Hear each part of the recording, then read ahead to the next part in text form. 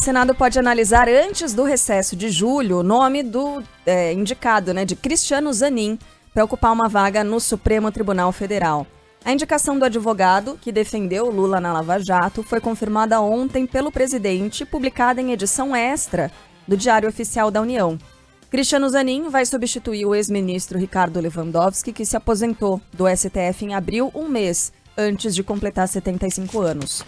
O advogado tem 47 anos e, se tiver o nome aprovado pelo Senado, poderá permanecer no cargo até 2051. Isso por causa da idade, justamente. Ontem, ao fazer o anúncio da escolha, Lula destacou as qualidades de Cristiano Zanin, não só como defensor dele. E eu achei essa frase aqui. Isso é complicado, né? O próprio presidente da República que fez a indicação dizer não só pelas qualidades como defensor, meu defensor. Quer dizer, isso está sendo levado em consideração. Segundo o presidente, o advogado preenche todos os requisitos para ocupar o cargo.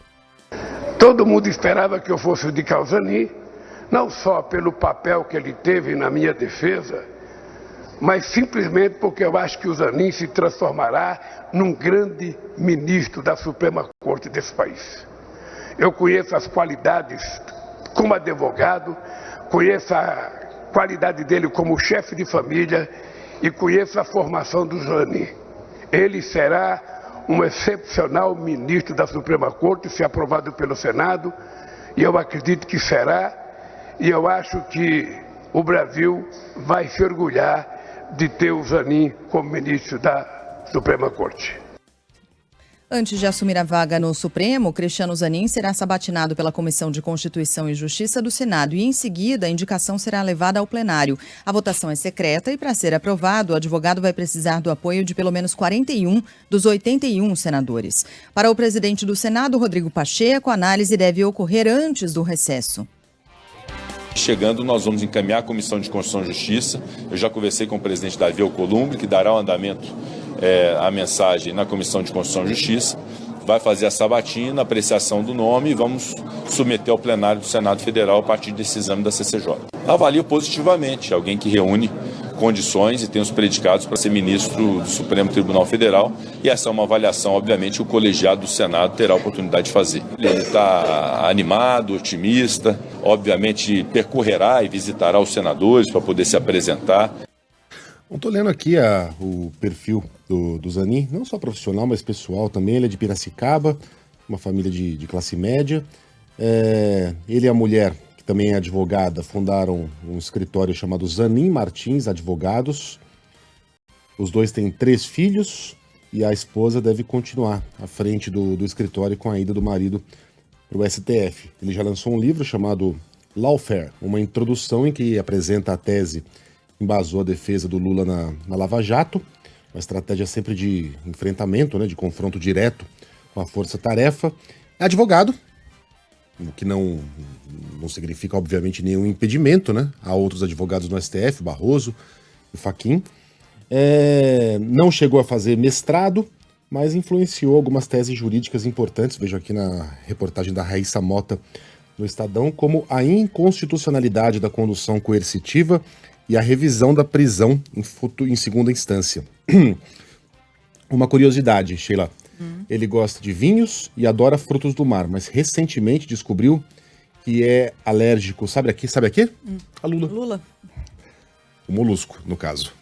Não o presidente. Bom, a indicação do Cristiano Zanin foi bem recebida pelos ministros do STF. Gilmar Mendes, decano da corte, chamou o advogado de brilhante e escreveu que ele sempre demonstrou elevado conhecimento jurídico durante a trajetória profissional. Luiz Fux classificou a escolha como ótima, assim como Cássio Nunes Marques. André Mendonça desejou sucesso a Cristiano Zanin e afirmou que ele cumpre os requisitos para ocupar uma vaga no STF. Luiz Roberto Barroso chamou o advogado de sério e competente e destacou a dedicação dele e a conduta ética mesmo diante de adversidades. A presidente do STF, Rosa Weber, sem citar o nome de Zanin, criticou, em encontro com o presidente da Finlândia, a falta de mulheres em tribunais superiores no Brasil.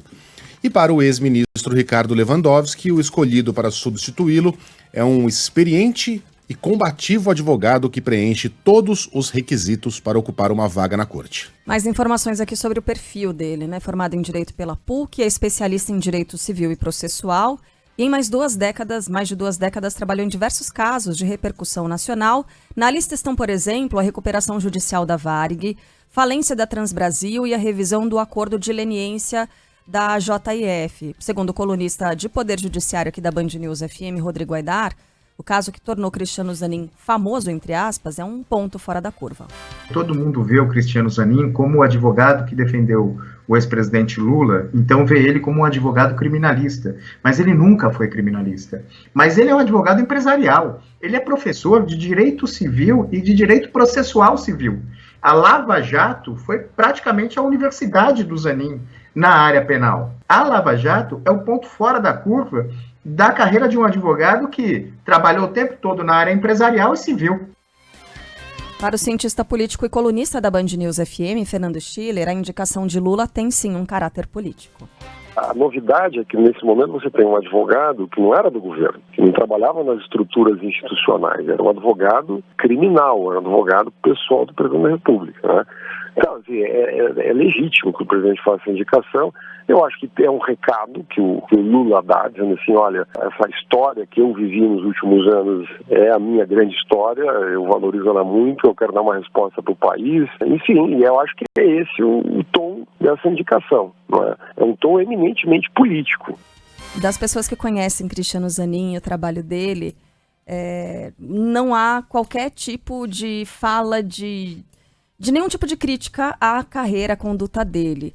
O que preocupa um pouco, né, Megali, talvez seja a conduta do presidente da República de não se importar com o que as pessoas digam, do que ele faça ou que ele fale. Recentemente a gente teve a situação Nicolás Maduro aqui no Brasil.